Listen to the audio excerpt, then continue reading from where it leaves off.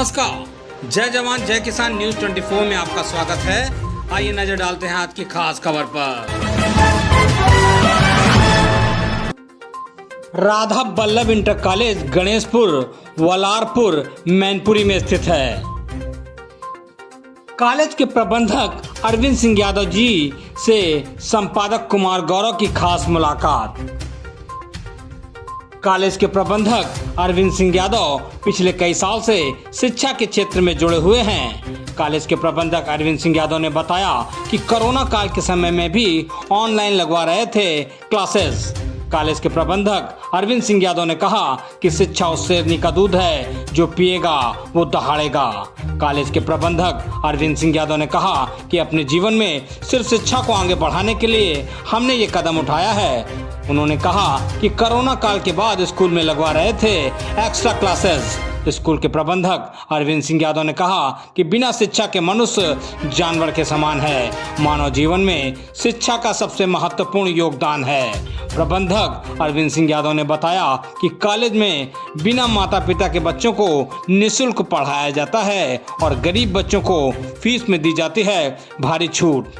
प्रबंधक अरविंद सिंह यादव ने बताया कि कॉलेज में अनुभवी शिक्षकों द्वारा शिक्षा दी जाती है और शुद्ध पेयजल की व्यवस्था, सीसीटीवी की व्यवस्था भी है। देखिए जिला मैनपुरी से संपादक कुमार गौरव के साथ रोहित की ये खास रिपोर्ट।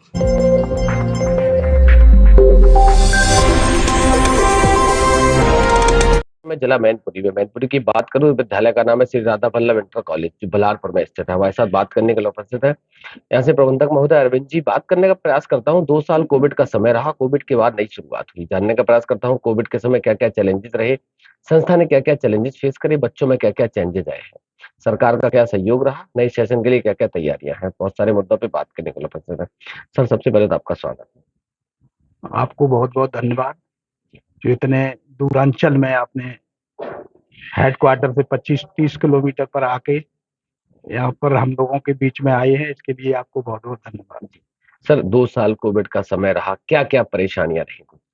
काफी परेशानियां रही। शिक्षा की लाइन में जो परेशानियां रही हैं वो गार्जियन से मिलाकर अध्यापक, छात्र सभी के पास परेशानियों का अंबार रहा है। बच्चों के पास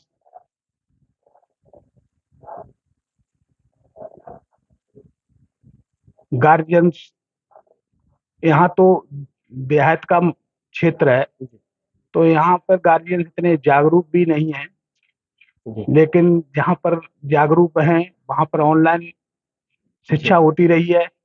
यहाँ पर हर छात्र के पास ये सुविधाएं उपलब्ध नहीं है, क्योंकि बहुत तो एटा और मैनपुरी का बॉर्डर है, तो इसमें भी हम लोग ज्यादा सक्सेस नहीं हो रहे हैं।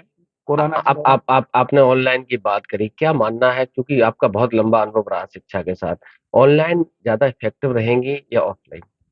नहीं, ऑफलाइन बढ़िया चीज है। ऑफलाइन प्रैक्टिकली शिक्षा, वही शिक्षा, असलियत में वही शिक्षा है।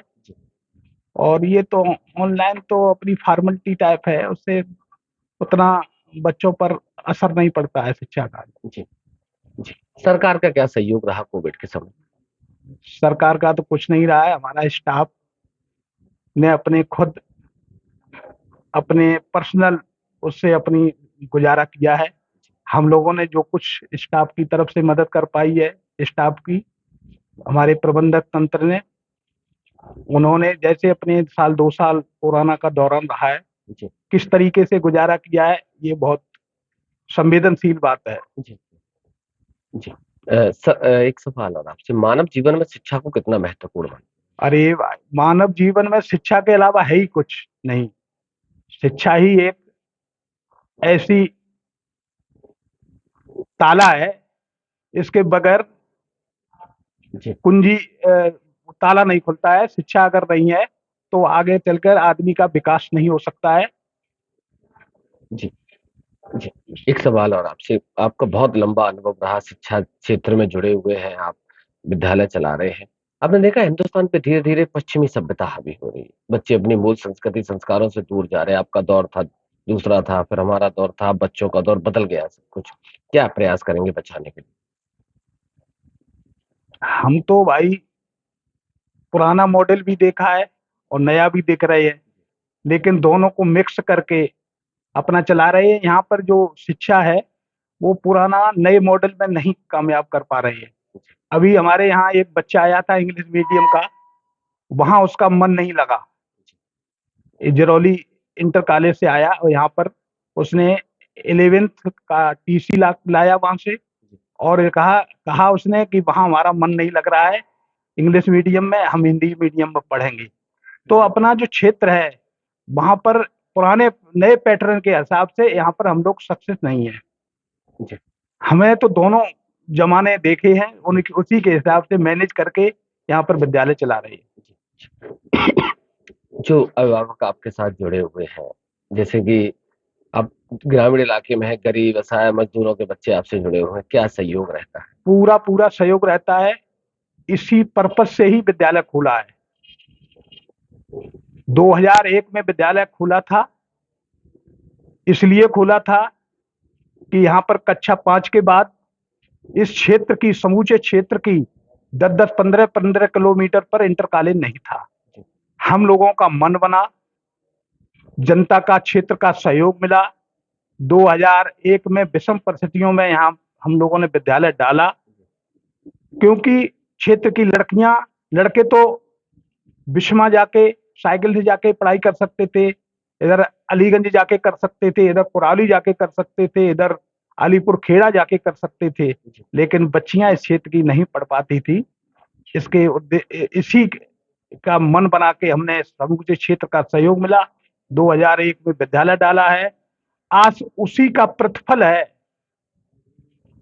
हमारे पड़ोस की एक बच्ची, पहले बैच की आरती यादव ने शादी के बाद पीसीएस पास किया। आज बड़ा हर्ष की बात है, विद्यालय को बड़ा गौरवान्वित किया उसने, क्षेत्र को गौरवान्वित किया है। पहले बैच की लड़की आज तहसीलदार है, पश्चिमी जिले में किसी में है तहसीलदार। तो ये हम लोगों का सपना साकार है। जो लड़कियों को शिक्षा दिलाने के मकसद से विद्यालय खोला था, वो हमारा सपना साकार हो गया है। जी सर, आखिरी सवाल आपसे, जो भी पेरेंट्स आपके साथ जुड़े हैं, आगे जो नए लोग जुड़ने वाले हैं, उनसे क्या कहना चाहते हैं? नहीं, उनको कहते हैं कि अगर कोई गरीब बच्चा है तो हम निःशुल्क बच्चा को पढ़ा देते हैं, और अगर उसके पास कोई साधन नहीं है तो ड्रेस भी बनवा देते हैं।